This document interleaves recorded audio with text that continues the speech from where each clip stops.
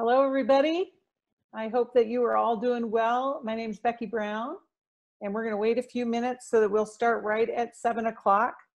And you also see Steve Arterburn and Chris Williams, and we're looking forward to a great evening with all of you.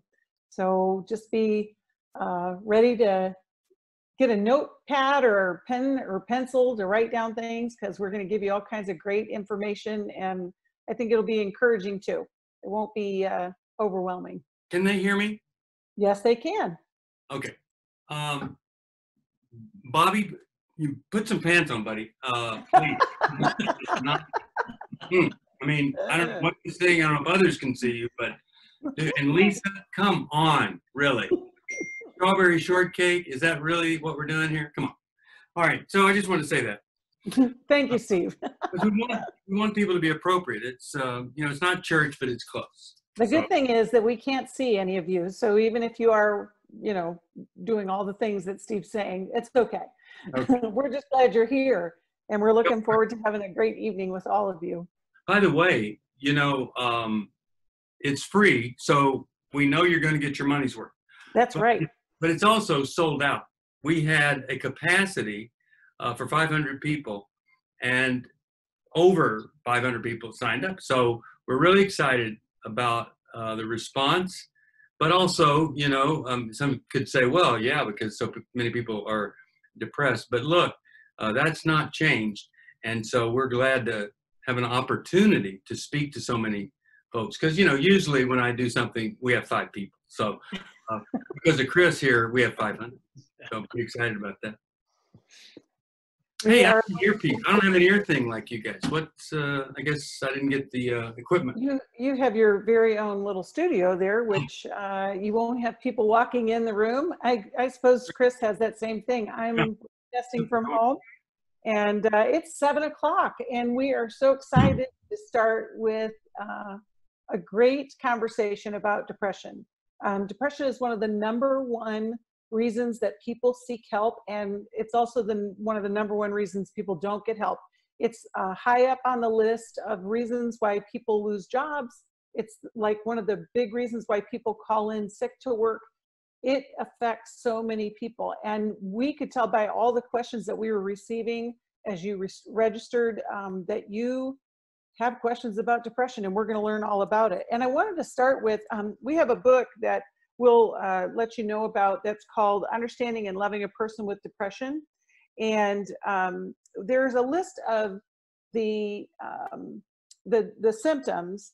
And, a lot of your questions had these in them: depressed mood most of the day or nearly every day, diminished interest or pleasure in almost all activities, significant weight loss or weight gain, insomnia or daytime sleepiness, observable agitation or slowing down of physical movements, fatigue or loss of energy daily, feelings of worthlessness or inappropriate guilt nearly every day, diminished ability to think or concentrate, brain fog, and indecisiveness nearly every day, recurrent thoughts of death or suicide, a suicidal attempt or a specific plan to commit suicide.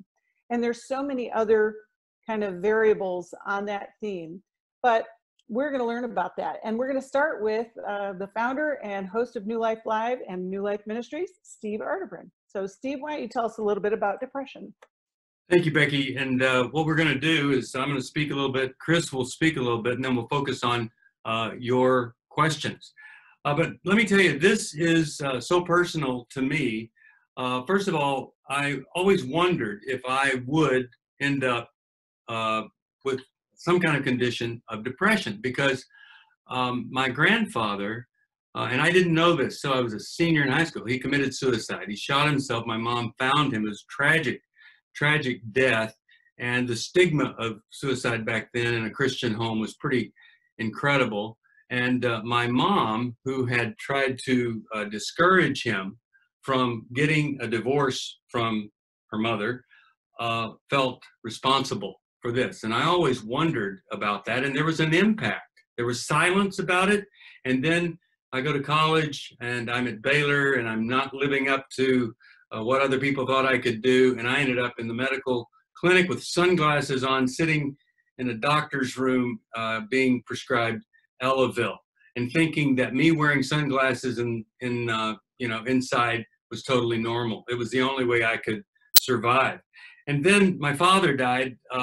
I did get better for a lot of reasons, but my father died, and I went into an amazing grieving process that was tremendously painful. And then, of course, many of you know that years ago, my previous wife divorced me, had an affair. I confronted her and she divorced me. And then I sunk back into this really dark, dark place. Lasted literally for a year. So I know where some of you have been, and I've been very fortunate to have some of the best counsel and advice. I've worked with psychiatrists that have helped me to find the right medication for me for attention deficit disorder and things like that. So I've never been afraid to admit I had a problem or get medication if I needed it. And I'm not on an antidepressant medication, but there are a lot of times that I have been. I'm not ashamed of that. If I need it, I would go back to it in a second. But let me tell you what our goal tonight is what I would call transformational acceptance. Now what that is, it's the kind of acceptance where we give up a lot of stuff and we really try to accept some truth here. No matter what our bias is, we try to accept ourselves, and we try to accept somebody that's struggling here that maybe has been difficult to do. I accept responsibility to do what I can do to get better, giving up some of the excuses I've used or some of the things that I have let stand in my way. And then in the final moments of this hour, to accept the love that God has for me, but is so difficult to experience when you're depressed. And then I'm hoping that you could accept a brand new vision for your life. Now, the statistics on depression, I looked at one study, and in 2015, you had about 6.6% of the people saying they're depressed, and then in 2015, 7.3. Some say at this stage it's about 8.7. Since all the things that we've done in isolation, COVID, virus, and all of that, I could only imagine that it's even higher. Before the virus and all that has done with anxiety, depression, isolation, we still saw no progress in the lowering of the amount of depression in people. I mean, it's just pervasive. And it's really, really so sad when there are so many answers that we can get, but oftentimes the depressed person doesn't. And that's why I'm excited that Chris is going to talk in a minute about what we can do. Let me give you some analogies in trying to differentiate depression, and they're sound analogies. So we have the boom. That's where something horrible happens, a loss we didn't expect, and it was devastating, a death. Maybe it's a divorce or job loss. Maybe it is the loss of the private life that I thought no one would ever find out about. And then boom, I sink into a depression because the person they thought I was, I'm just not there. That depression is deep and it's painful, but there's pretty often there is a belief I'm going to come out of it, that I am going at some point to get better. Then I look at the echo sound effect. It's a recurring depression. It's coming back again. I've felt this before and I hated it. And as it comes back around, I may feel like I'm in a worse place today. And so I don't know how deep it's going to go, and I don't know how long it's going to last, but it's really horrible for me because I'm really struggling just to survive. And I don't know when to do the stuff I did before. I don't know if I've caused this. So this echo or this repeat experience, kind of what we call chronic depression, is really tough. And then there's this thing that I would call the silent depression, where I've never had it before, but now it's creeping up on me. No significant thing has happened in my life, but I don't understand these changes. Nothing's enjoyable for me anymore. I just want to isolate, and I can't figure that out, and I'm confused, and I'm obsessed with certain things. And some days I'm afraid I'm going to die, and some days I want to die, and there's not anybody that's really helping me. And then finally, the sound of rushing water I relate to. Sometimes we feel flooded with just too much. We can't cope with all that's, you could say, on our plate. And we just feel like we're going to drown in the responsibility and the obligation. Somebody on the outside would look at our life maybe and say, hey, that doesn't seem like that would be unreasonable. But I'm in it and I'm feeling it, and it is painful and it's difficult. And of course, there's the experience of bipolar depression. We're not really talking about that today, where, I'm at the depths of despair, and then I feel like, I could cure cancer or conquer the world on the other side of it. That's a different experience, and we'll perhaps do a Finding Freedom just based on bipolar one day, but here we're talking about depression. Now, before I turn it over to Chris, what happens when people, especially in the Christian world, develop depression? Well, often we are shamed, and people think that if I'm depressed, then I must have some kind of a secret sin, or I really am weak. I can't function normally like other folks. And so it is quite common, and it's so sad. God loves us so much and has so much hope for us, but rather than get that from our Christian brothers and sisters or relatives, sometimes we are shamed. And I've experienced that. Sometimes you could say we're shunned, where, people just choose not to be around us. And, I know of one instance where literally a Bible study location changed and the person wasn't told about it. We're just a problem because we don't fit all of the different things that they think we ought to fit into. Here's another one, shucked, like when you shuck corn, we're thrown away. We're not just shunned, but we get abandoned and left because we're just too much trouble, or it's too painful for people to deal with us. And, some, not really knowing what's going on, you could say you get shipped off. You get sent to a hospital. You don't know why you're there. Maybe in adolescence this has happened and it's been painful. And now the big fear is, if I ever go back to a hospital, I won't ever get out. I'll be locked up forever. And of course, that's not going to happen. And then I'll give you two more, sheltered.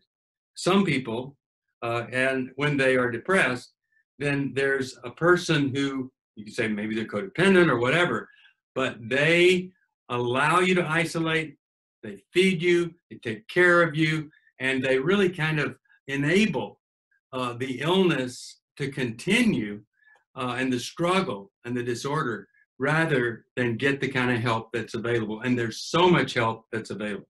Finally, when we have depression, especially in the Christian community, we get superficialized, is what I call it. And I go back to one of my favorite verses of all time, Jeremiah 6:14, where it says, they treat the deep mortal wound of my people with superficial treatment.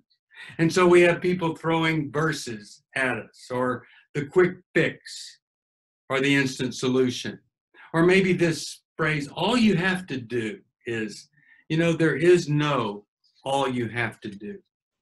And I find it so sad that at the moment when we are depressed, or someone we love is depressed, and the depletion of all resources, all reserves, has occurred emotionally and spiritually.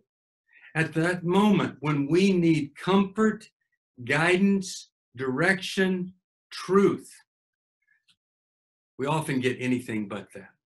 And that's why I'm really thrilled that we've had so many people come on this evening to be part of this, and some will watch it later, because there's hope and there's help for you if you're experiencing it.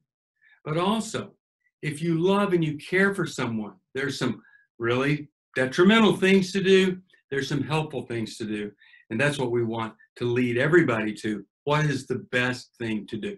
And with that, I'll turn it over to Chris Williams, who is just one of the most valuable people on our radio team, has a great private practice, and has gone beyond his school education, done so many in services and additional trainings. He really knows this. And so Chris, talk to us and help us understand it more deeply. Steve, first of all, thank you so much for that. Excited to be here. And I'm excited to be here because we are in a pandemic of depression. Our pandemic of COVID, and then with the recent incidences that we're seeing around the country of racial pain and injustice and hurt and trying to respond and react, there's just a lot going on. And one of the things that we experience is that about depression is that it really is an energy drain. Depression is this inability to access the energy that we need to engage and show up in our life well, and really just keeps pulling us down. I like the idea of it being, you know, the sound, the boom, the echo, the silent, but also like the rushing water that can pull us under over and over and over again. And so, Steve, as you explained that incredibly well, I want to talk about the mathematics of depression. But fortunately, I'm not a great mathematician. Statistics was not my strong suit, so I got to keep it super simple. So I'm good with addition and subtraction. And let's keep the numbers really small on addition and subtraction. So I want you to keep in mind that depression has a lot to do with our energy. And so the question is, what is taking away our energy and what can add to it in a positive and healthy and hopeful way? So we need some practical handles to get around on this mathematics. So I'm going to start with the subtraction of depression. So one of the things that we need to look at when we are looking at subtraction is, what are the things in our life that are unnecessarily draining our energy? So one of the things that can really do this is our unhelpful, unhealthy, or toxic relationships. So maybe we need some boundaries for a season around people that constantly drain our energy. We don't have a lot to give anyway, so let's subtract that. So let's look at those people or circumstances. Sometimes it's even responsibility that obviously we don't want to let go of our responsibility as a parent or as a spouse. But there may be some things in our life that we're like, nope, this is a season I don't have to coach this team, or I don't have to volunteer for this thing at church. I need to take a break. Those don't necessarily have to be toxic or bad, but they just take away our energy. We do want to recognize, hey, there's some relationships in our life that are really difficult that we need to set boundaries around. Let's do subtraction of our relational drains. We also want to look at the subtraction of, as mentioned this, but unnecessary burdens. Unnecessary burdens are like, these are not life and death things. Maybe we made a commitment to something and we do need to break it for our own health and well-being because we're in this place of depression. And that when we think of that, we volunteered or we agreed to do this thing, but it just drags us down further and further and further. We need to have the courage to have honest conversations about, hey, for right now, I'm going to need to take a break from this. For right now, here's what's going on, and here's where I need to step away. And so, again, we want to keep subtracting those things in our life. I'll say this one's really hard right now. We want to subtract negative and draining information. So our news feeds are bombarding us with trouble, with stress, with anxiety, with hurt, with pain. I mean, it's just the caloric intake of this information is really ripping our energy from us over and over and over again. Again, I'm not suggesting that we don't stay up on what's going on, but I do want us to take very serious consideration of how much. And I know if you're like me, it could become very addictive. My wife has to call me out on this. She's like, do we really have to watch this news on this really troubling and horrific thing going on? And my answer is yes, but it's really no. It'd be unhealthy to take a break and to engage in something else. There's so many other areas that we can, again, engage and look at what are things I can subtract, do the minus of the energy drains in my life. We'll get into this probably a little bit later, but one of the energy drains that's a lot more difficult to get rid of would be shame. But I'm telling you, shame will drain our energy faster, quicker, and deeper than anything else. And so we want to look at, how am I beating myself up throughout this process, and could I look to move a little bit towards subtracting that out of my life? So as we move from the subtraction, what we also want to do is remind ourselves that there is an addition to depression. We want to add on some things. We want to be very careful around this, because as a side note, depression works itself out in many different ways, in many different forms in people's lives. And so this is where a one-size-fits-all really may not match. But I'll say this, if you experience a depression where it's hard to get out of bed in the morning, it's hard to open your eyes and see the light of day in the morning, I want you to know what anything I say about addition is just trying to move the needle 1 degree, you know? So one of the things that we want to add to our life when we're feeling depressed is movement. We want to generate some energy. That may be a simple walk around the block, if that's for you. But maybe you are a person who has engaged in exercise and it was something that was fun for you and enjoyable for you, but you hit a real bad lull season and depression just got a hold of you. You want to see if you can get back into that exercise routine. It doesn't, and we got to be careful here. It doesn't have to look like it did before, but you want to get the energy and the blood flowing through your body. You know, there's really humbling scientific evidence that was done at Michigan State a while ago that took a trial of people through that were experiencing similar symptoms of depression. And in one group, they had cognitive behavioral therapy, and another group, they had an exercise regimen. And for us therapists, it was really humbling because they found the outcome for the exercise group was better than the outcome for those who did cognitive behavioral therapy. So, you know, by the way, that's not an either or, because I'll get to that second part later. So, but we want to get our body, we want to add movement to our body. The second thing is that as we unplug or subtract anxiety-provoking information from our life, we want to connect to hopeful, positive information. We want to add good info. And so reading books on depression, reading books on people who have overcome it, or different things that have helped people through it. Even just fun movies or shows or reads, you know, things that can bring levity in the heaviness, as well as things that are helpful.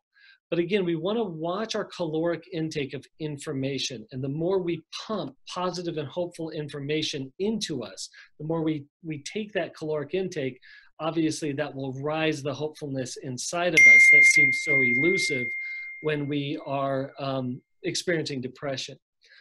We want to add in as much as we can. I know if you're like me, I go through episodic depression and I crave sugar. Sugar is my go-to. Sugar is my antidepressant. And yet we know at the end of the day, it adds to it. It spikes the energy, but like all addictive processes, it will drain the energy. So we want to look at, again, maybe subtracting out some sugars, but getting in some healthier proteins, some healthier antioxidants. You know, Dr. Amen in his work does a lot of stuff around how much diet can help us in our depression. So we want to check that stuff out. We want to add also in helpful people. People that maybe who have experienced depression, that understand it, that can help us down the road a little bit. People that can help us connect to the positive, help us connect to God's truth and God's love in our life.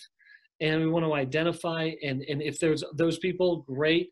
If there's not those people, I want you to pray for it, but also put yourself out there as much as you can, including calling into New Life as a way to connect with people, you know, reaching out to one of our counselors. And the last thing that I want to really explain here is that we as professional therapists and counselors are trained to treat depression. For us, it's much like the common cold. We know what it is, we know what the symptoms are, and we know how to treat that. And it's important that that we understand this is a serious condition. It can even be life-threatening. So we want to put professional help in the equation. That is an essential add-on to it. Because as we have, hopefully have access to that, we can also have access not only to good therapeutic help, which helps us construct, I say, give us the architecture of our depression, as well as the architecture of our health, and move in that direction. But there's something that I love that one Steve is open on and honest with. I'll say it like this. I'm not promoting a medication, but I'll tell you that Wellbutrin has helped me out a lot to get through some really, really rough spots. Is that medication is there for a reason. Is that we don't have to unnecessarily suffer because either we have misinformation or we have a pride against taking a medication, which is kind of bananas if you think about it. Diabetes is just a malfunction in the pancreas that doesn't level out blood sugar.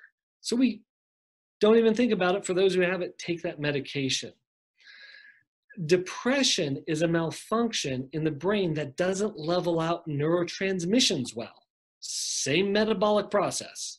So all we're doing is we're taking some medication to help that out a little bit, and so that we can engage in the add-ons that are really helpful and the subtractions that we could do without. So I'm hoping that there are some things there that you can grab onto, one or two things, one or two subtractions, one or two additions, so that we can encounter the mathematics of health a little bit more and a little bit better tonight. Thank you, Chris. A couple of comments on what Chris said. You know, one of the traps we get into is that we say yes to too many things, and it becomes overwhelming in the state of depression. And you say, oh, I want to be a person of my word. Being a person of your word could mean that you go back to somebody and say, I thought I could do this. I wanted to do this, but at this particular time, I just can't do it. You're still a person of your word because you went back and you said, I just simply can't do it. Let me just mention this. Sometimes I counsel folks at my church that hear me preach, and just the other day, a woman came in and I talked with her and I gave her some advice. And after she left, and I'm really concrete in the advice that I give, she called back and asked my assistant if she would ask me, what did he suggest that I do? So I realized that a lot of times you want to hear stuff, but you don't. And so maybe sometimes we have to listen to things again, but I hope and pray that you'll take a note or two on a specific issue if we answer it in these questions that we're going to now. So Becky, why don't you share with us, or a question you think we ought to deal with? First of all, I want to say to everybody who's here, thank you so much for joining us. We're going to do a brief poll that you can do while we're answering questions. It'll pop up and then you can it's just a yes or no question, because we just want to see who's out there. And you'll see it probably popped up on your screen, and you can just answer the question, and we're getting the results right now. The question is, have you ever dealt with depression? And obviously, out of almost everybody is about 90%. And, we were really, when we were deciding about what to feature on this webinar, we knew that depression was a big deal. And so that's just even, look at that, 90% of everybody has dealt who's on here. And you know what? I'm so glad that you guys are here. Thank you for, coming and listening. And I'm going to start with a question to Steve. And the person asked, how can a person with depression be helped when he or she doesn't listen and doesn't put the advice into practice? For example, I provided scriptures, books, and said the same things their paid counselor told them, and I'm not a counselor. I'm learning to let go, back away, and let God help.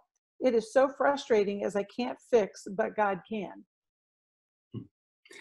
Well, I got to tell you, when I was so depressed, the only thing that helped me was somebody that told me about a golf course that would let me go out there by myself with two clubs. One was just an iron and the other was a putter. And I literally, at one time, my goal was to be out of bed by noon and to be out on the golf course by 2 o'clock walking and just doing the kind of movement that Chris was talking about.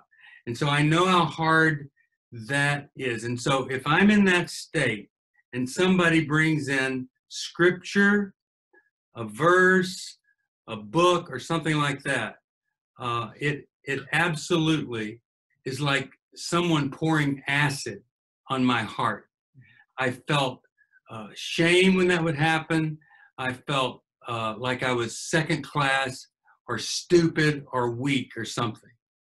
So what I would say to whoever asks this question, what the person might need the most is for you to go to them and say, I love you and I care about you. And I've loved you so much that it's hurt me to watch you suffer. I've wanted to provide you some things out of goodness in my heart, but I wasn't aware that it might have been or probably was more hurtful than helpful.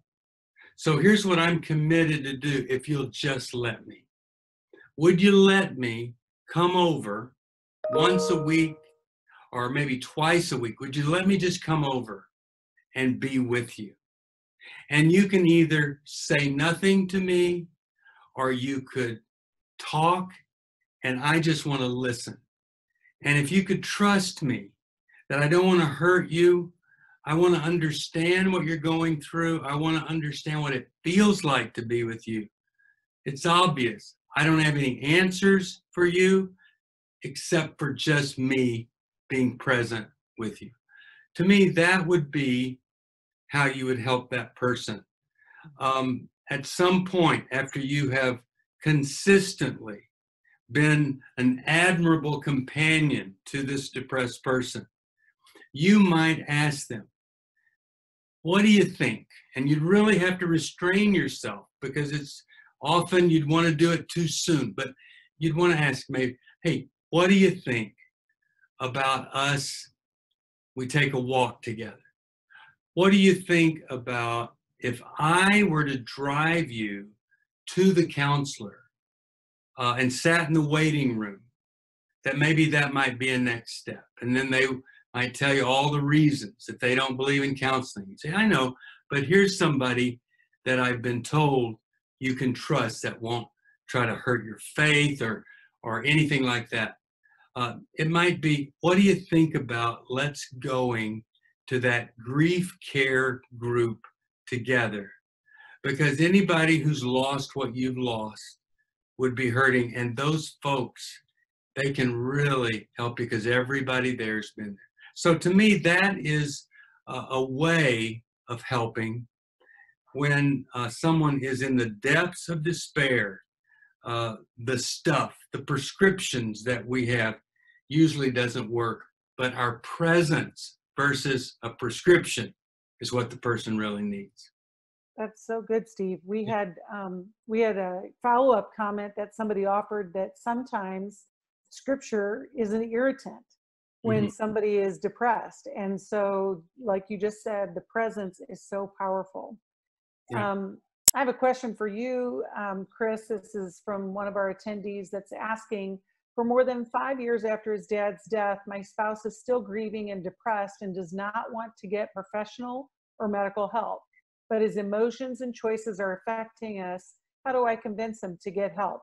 And I know we had a number of comments and questions about grief and how it intermingles with depression. So what would you offer as an answer to that? First off, that's so tough. Grief is a life of its own.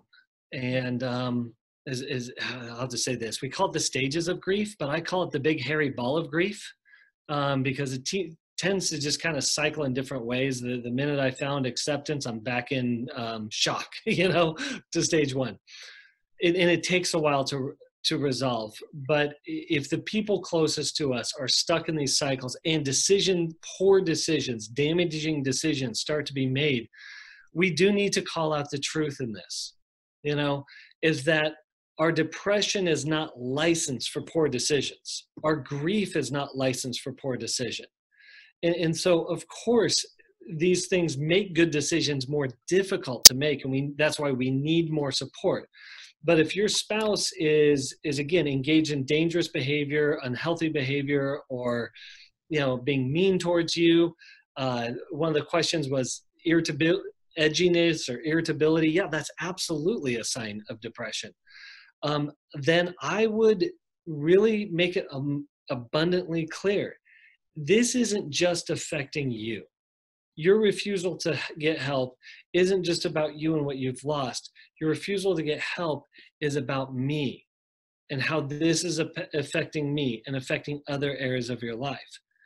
And then one of the things that I would highly recommend is that you ask if you'd be willing, and I would make a hard ask on that, and be willing to go in with your spouse to those sessions. I'll come with you. Because one of the things that the person dealing with depression or that long-term grief is they feel not that they have a problem, but they are a problem. And that's why the language of fix is so unhelpful. Because if you have to fix me, that means I am the problem. But no, I'm dealing with a problem that has a solution. And so I'm willing to join with you in carrying your burden with you, but I'm only willing as much as it to get to the help that we need. And I think making the ask clear and supporting them in that is vitally important. Thank Let me you just so make much. one quick comment.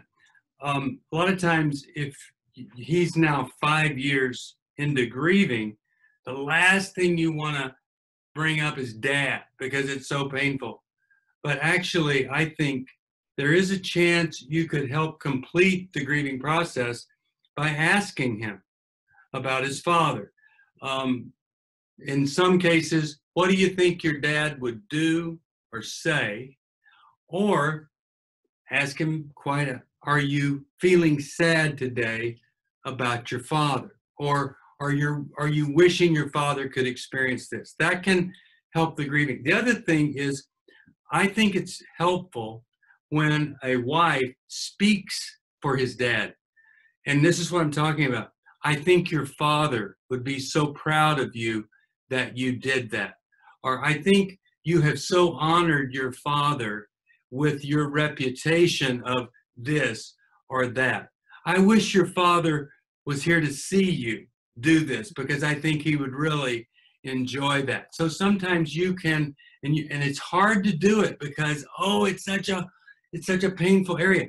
But this is a way sometimes to get him really in touch with how he's feeling and see that he can survive a little bit of that mention versus we just don't talk about the painful father. The reason I'm saying these things is, after 5 years, even in the most severe, things should be differently better, after 5 years.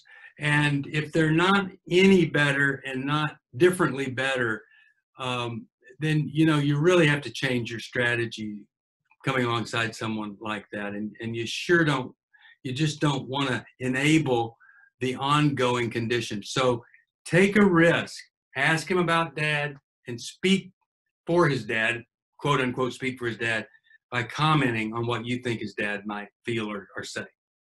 So to kind of go along with that, we had a couple other questions about grief and getting stuck in grief. And also a lot of questions about how depression affects us physically. Everything from, achiness to headaches to lethargy to just how the physical body manifests that. And so I would imagine after 5 years, his brain actually has changed now because of the grief. And so whether you're dealing with grief as a part of your depression, or if it's just depression, not that that's any minimal thing, it does change you physically. And I know we're going to talk a little bit, and Chris, I don't know if you want to do this right now. You want to talk a little bit about the psychotropic medications and how those play into changing the way that we feel.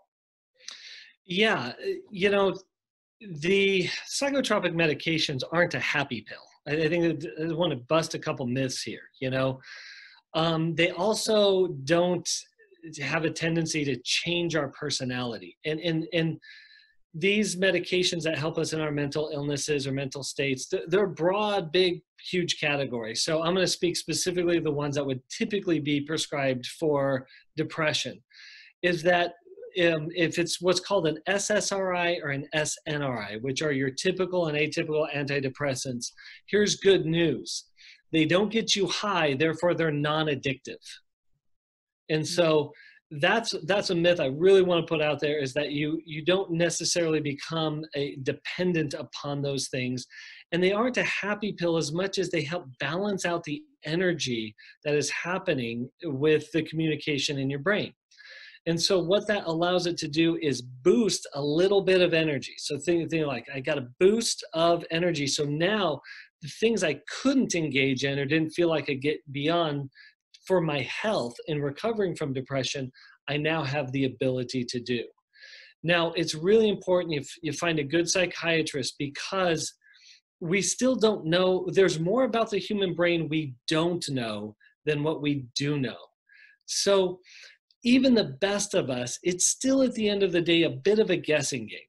So one medication may actually increase your anxiety as opposed to decrease it, or increase your depression as opposed to decrease it. So we want to be under the care of a medical doctor as we do this, preferably a psychiatrist specializing in this area. And then we want to stay in communication with them of like, how are these activating? So I'll just share something in my own story. There was one medication that I took and it actually spiked my anxiety. And I'm like, man, I had to get off of it pretty quickly. But it was a good feedback from my doctor who was treating me at the time, because then he was able to prescribe me something else. And this other one, oh my goodness. I mean, it really helped me work through a depressive season in my life really well. I mean, I look back on it and be like, oh, it saved me time. It decreased the amount of time I was in my depression, and it saved me the intensity of the depression.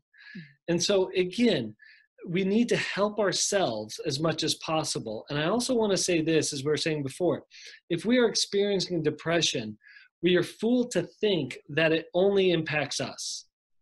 It is impacting the people around us.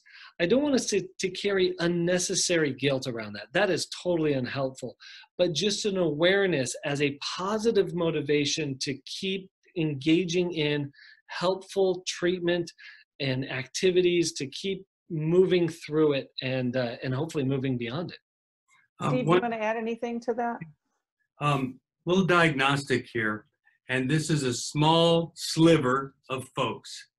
But if in your marriage, you have the belief that you would be happy if this other person changed, and you've been thinking that for, let's say, 7 years now, that's to me, that's a good indication. You ought to find a really good psychiatrist and see if there is a medication that could help you. Because especially if you go from seeing this person as really the source of all misery and just a kind of negative in every way, and then on a few days you see them quite differently than that, and you're swinging back and forth in your opinion of them and what they need to do, and you really want to change them. That to me is a pretty good indication that medication within you might be more helpful than waiting for this person to change. And here's the thing, when you sometimes take a medication that takes some of the edge of whatever you're struggling with off, there over time your brain gets rewired, you see things differently. You watch this other person respond to that, and the change that you always wanted starts to happen because you humbled yourself and said, maybe I could be different, rather than just wait for them to be different. That's so good. There was a question that somebody asked about alternative therapies or essential oils, and what does that have to do as far as medicative help for depression? And I don't know if either one of you just want to touch on that for a minute. Well, I did not know that these oils were essential, and essentially I was missing out on the essential oils. But I would say this, for some people, it's an expense you can't afford, and they're not essential. So don't feel bad. Don't feel like, oh no, I'll never be whole unless I get these essential oils. I think they're fabulous, actually. And sometimes fragrances can really make life better for us. And so you might want to look at some of those oils and see if some fragrance, it puts you in a better mood, or it's just pleasing to you. So I would just say, don't discount what that impact could be, because some people, their olfactory system is so sensitive that the fragrance and the power of that oil, and then the feeling of it when they put it on them, it creates something that we might not know what that's like. And so I wouldn't discourage it. I also wouldn't fret if you can't afford it, thinking that you're missing out on something that is essential. You know, depression, like you just said, it's systemic. It affects all parts of us. And so it's important to assess all of those things. You know, we've talked about even closed brain injury and strokes and things from the physical nature that can create depression in folks. And so what the most important thing is to find a good doctor that you trust and you can work with, and a counselor as well. But, you know, for the physical part, you're going to have that ongoing conversation. I have a question. One quick thing. You know, there are these places around where we live that they're called foot massage places, and it's about $25 or $30. And if you've ever wondered about massage, but oh my gosh, I don't want to take my clothes off or anything like that, these places you don't remove your clothes, and it's very safe. And I believe that the touch is more essential than the oil. And so I really believe in massage. I think it's a great thing. And I wish I could go more. I haven't gone a long time. But essential oils with massage therapists could be great. And then, but beyond that, there are these places where they really help you. And touch can be so healing to you if you're in depression. And I would just say this before you go, oh, no way. What if you just said, I'm going to try that, you know? And okay, so you don't say I'm going to have it done, but you just say, I'm going to visit one of those places that say foot massage or whatever, and see what that's like. I think it really could change how you feel better than a lot of other things that folks suggest. So we have had a number of questions about adolescence and depression. I mean, so many of them, so many different variables. I'd like both of you to talk about that. So I don't know who wants to go first, but we need to talk about, how do you know an adolescent is dealing with depression, or if it's just typical adolescent angst? I want to go first, so Chris, you go ahead. Well, I think first of all, the direct correlation that I see that shows up in my practice is the pressure that adolescents are carrying. They really are dealing with an epidemic of too much, with an interior belief that they're not enough. And so this is ripping their energy. This is even causing despair. What's really challenging about adolescents is they either don't have the language, or they don't feel the permission, or they have somehow shamed their experience. They don't know how to talk about it, or are afraid to talk about it. But the more that we can have our children and adolescents talk about their feelings, so that then when they are experiencing this, they have the language for it. I find that is critically important. On the side of our refrigerator, we have a magnetic feelings charts with these magnet squares. And so even my boys, and listen, they goof around with it and they don't play it straight many of the times. But just the other day, you know, my younger, who tends to be more goofy and doesn't do it, just went over without prompting to the refrigerator and put it on the face that really represented what he was experiencing. And so this allowed us to have a conversation just a little bit. He's 5. He doesn't have great language around it, but tell me about what you're feeling, you know, and he's frustrated that he didn't get to watch the show that he wanted. you know, but that may seem like minute or insignificant, but I want him to have that experience so that when he's 13, he says, hey, I didn't get on the team that I wanted, and here is how it's really impacting me.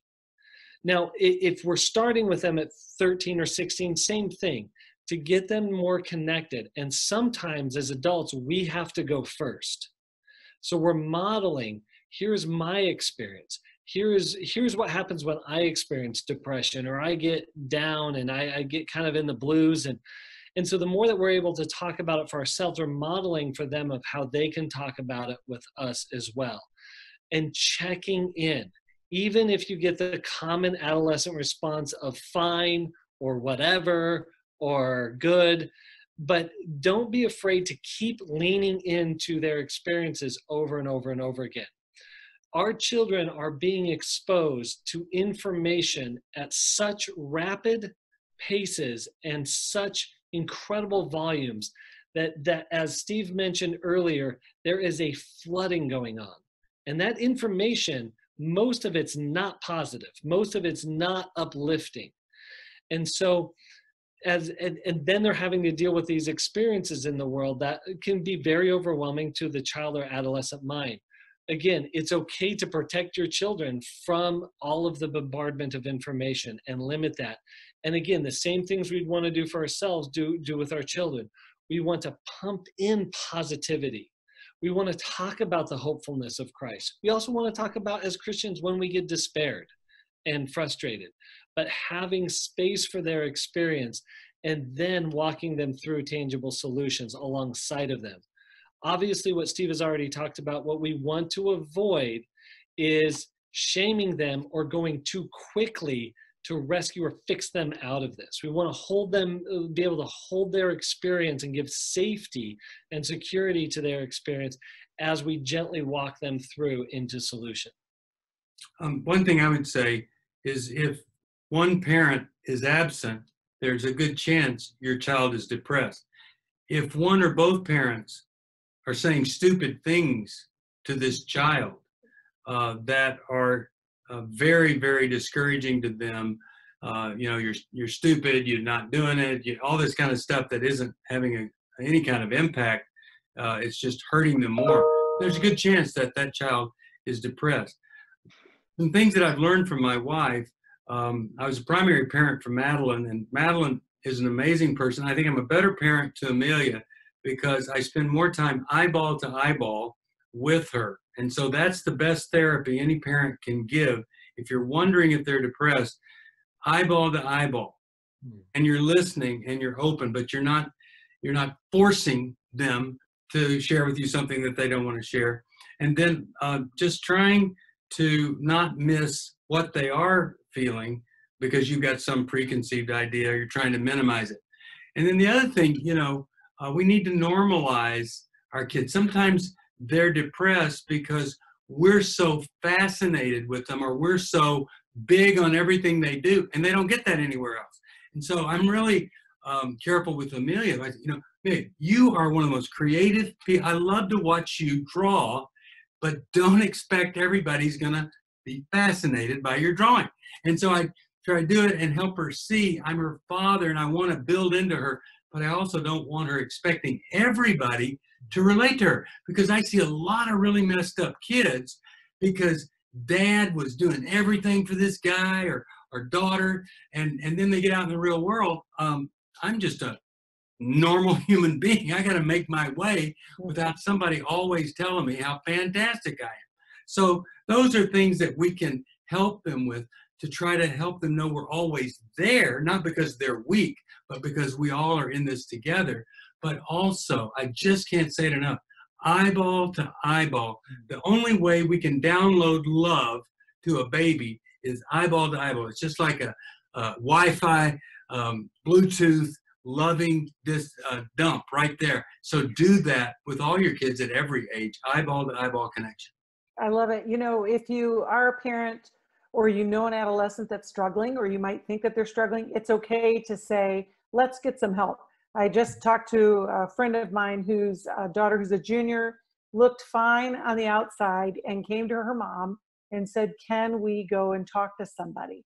And what she discovered was that the daughter was dealing with a lot. Back to what you were saying, Chris, about the news. These kids are social media experts, right? Yes. But they also don't have a filter to be able to discern what's real, what's something I need to deal with right now, what's something that somebody else. So just to close this subject is basically just, if you have an adolescent that needs help, please get them help. Don't wait. Also, if you go to a counselor and you're able to allow your child who's struggling to meet with your counselor by themselves, with the assurance that unless they want to hurt themselves or someone else, nothing they share with your counselor is going to be shared with you. I have seen a family where one of the kids was so depressed he wanted to disown the family, and after one session with the parent's therapist, everything got dramatically better. So that can really be a play. I want to say this about my mom, or I want to say this about my dad. I don't have anybody I can say it to. The therapist hears it, affirms it, and then many times that can really be such a great relief or a release. Also, don't negate the loss. A child not being able to graduate like someone else. Yes. Don't throw out there, hey, I had to go to Vietnam. You ought to be grateful you didn't have, that is not the time to compare your misery with theirs. These are real losses. So as we get closer to the end, Steve, I wanted to ask you this question.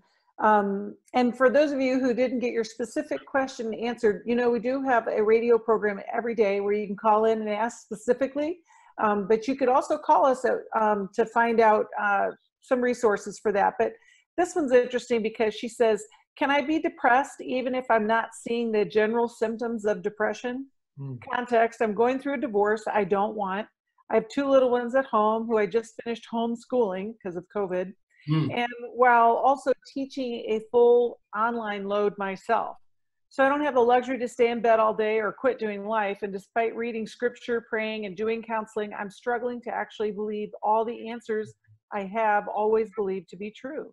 On days when my kids are with their dad, I don't want to get out of bed or eat. My self-esteem is shot, and I really don't know if I believe that I will be okay at the end of all of this. Is that depression as well, or maybe just discouragement? Well, the distorted thinking is there, and where you say, even though I'm not experiencing the symptoms of depression, and then as you close out this question, you've given us at least 5 symptoms of depression. So if I was your coach, let's say, I'd say, hey, why don't you go see a counselor and ask that person, tell me if you think there's a medication that could help me kind of regain some stability here, or some energy, as Chris was saying, so that I'm not in a worse place. Because you have this thing where you're falling apart kind of and staying in bed, not eating when your kids aren't there. We don't want to see that you lose so much of yourself that you're doing that while they are there. So while you can still make some great decisions and connect with us, get the help that could change everything. And I really do believe probably there is some medication that could help you on a temporary basis, because this is not easy. And anybody that thinks homeschooling, I have a degree in education, and homeschooling my own kids is really, really tough. So I feel for you. I know it can be better for you. Well, I appreciate both you and Chris as sharing with the audience today. And Steve, we just got a few minutes left, actually 4 minutes. So would you like to close with some takeaways for our audience? Well, I want to give you 3 things. And even though we kind of talked about not being superficial with scripture, one of them involves the scripture. But the first thing is, I want to suggest that if you're on this call, that you consider surrendering the strategy that you've used before. The strategy I like is to say, I have an extreme limitation. And I am now, after trying many things and not seeing the progress I want to see, I want to humble myself, and I want to do something different. Mhm. And I want to say this: no one thing ever changes anything. But this transformational change that I'm talking about means I do the one thing I can do. I do it a day at a time. And once I get the hang of that one thing, I do one other thing. So maybe at first it's just to get out of bed before noon and take a walk. Then I can look at some of the other things, but it's one at a time. So I want you to surrender the strategy that hasn't worked. Second thing is surrender your status. You are not a victim. You're not just a survivor. You are not sick. You are so much more than any of those statuses that people put on you or you put on yourself. You need to surrender that. And I think when you surrender one of these labels, you can then attach a dream, you can attach a vision for your life that you'll never have if you're still living out one of these statuses or labels that are so damaging. The third thing is to surrender your story. To surrender the story about yourself that says you'll never be better, or you deserve this, or you've caused this, or whatever your story is. I want you to give that up, and I want to help you do that. In Matthew 13:45 and 46, there's a parable that isn't explained. Jesus just gives it, and there's no explanation. And it's 2 verses, and it just says this, that the kingdom of heaven, this is Jesus talking, is like a merchant on the lookout for valuable pearls. And when he discovers this pearl of great value, he sells everything he owns to buy it. Now, a lot of people read that and they say, wow, I need to give everything I have up because Jesus is so valuable. I want to be part of his life. I want to tell you, I think there's a different way to look at that parable. I think you are the pearl of great price. And I believe that Jesus gave up everything he owned, every comfort of heaven, to come and die for you and live for you. And he loves you. And if you could somehow let that creep in, I might be the pearl of great price, that Jesus gave up everything to buy me back from sin, all this stuff I feel ashamed of. He died so I wouldn't have to experience that. I am free from that if I'll accept it. Maybe just that thought would be enough. You're valuable enough to call somebody for help. You're valuable enough to change the strategy. You're valuable enough to get better under a new label, a new status. And if we can help you do that, please call us at 1-800-NEW-LIFE. We want to be there for you. Thank you, everyone, for attending. Have a great evening. Stay in touch with us. 1-800-NEW-LIFE. God bless. We love you.